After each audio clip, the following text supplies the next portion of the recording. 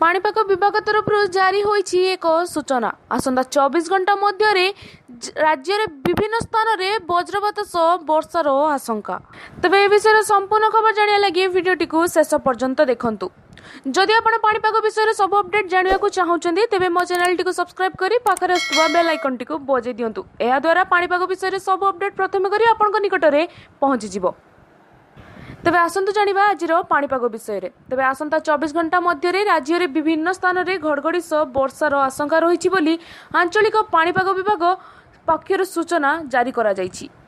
तेबे आंचलिक पाणीपाग विभाग तरफ विभिन्न जिलागुड़ी को अलर्ट जारी करा जायछि। तेबे जिलागुड़ी मध्य रही मयूरभंज, केन्दुझर, संबलपुर, देवगढ़, झारसुगुड़ा, बौद्ध, बलांगीर, गजपति, गंजाम, कोरापुट, मालकानगिरी, कलाहांडी, खोर्धा, कटक, नयागढ़, केन्द्रापड़ा, जाजपुर, बालेश्वर और भद्रक आदि जिलागुड़ी अनेक स्थान में वर्षा सह वज्रपातर आशंका करा जायछि। तेबे राज्य विभिन्न स्थान में वज्रपातर आशंका रही हेतु चाषी भाई मानक यही समय बाहर को बाहर मना करा जायछि और यही समय राजधानी भुवनेश्वर रे आकाश भी काउलिया रहिबो। तेबे सर्वाधिक तापमात्रा 34 डिग्री को खसी आसिबो।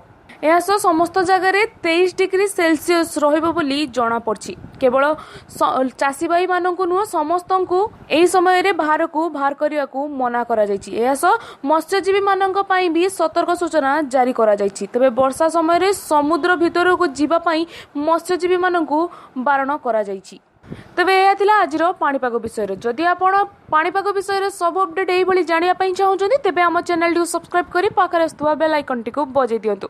एहा द्वारा सब अपडेट प्रथम करी आपन निकट में पहुंची जिवो। तेबे वीडियोटी भल लागितिले लाइक करी प्रचुर मात्रा रे शेयर करंतु। आज पई एतिकी मु रहली। जय जगन्नाथ।